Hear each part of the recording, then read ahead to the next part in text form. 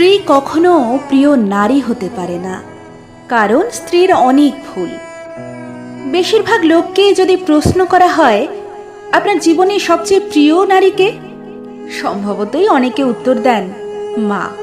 কেউ বলেন মেয়ে, কেউ বা বলেন বোন, কেউ বা বলেন নানি, কারণ সে তাকে কোলে পিঠে মানুষ করেছে।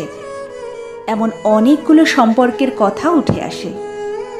খুব অবাক লাগে একজন মানুষও উত্তর দেন না তার বউ তার সবচেয়ে প্রিয় নারী। আসলে বাঙালি পুরুষের সমস্যা।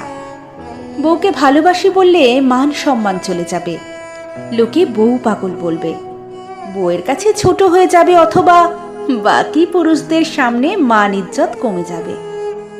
এমন একজন মানুষও কি নেই যার হাসপাতালের বেডের পাশে নির্ঘুম রাত কাটিয়েছেন তার স্ত্রী, অথবা একসাথে জীবনের যুদ্ধটা করবে বলে বাবার বাড়ির আভিজাত্যকে দূরে রেখে স্বল্প বেতনের ছেলেটার হাত ধরে বাবার বাড়িটা ছেড়ে এসেছে।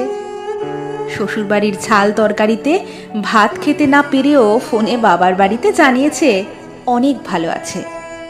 নাকি নিজের বিছানা, মায়ের রান্না, জন্মের পরের বাড়িটা সব ফেলে আসা অনেক সহজ, যার কারণে বউ কখনোই প্রিয় নারী হবার যোগ্যতা রাখে না।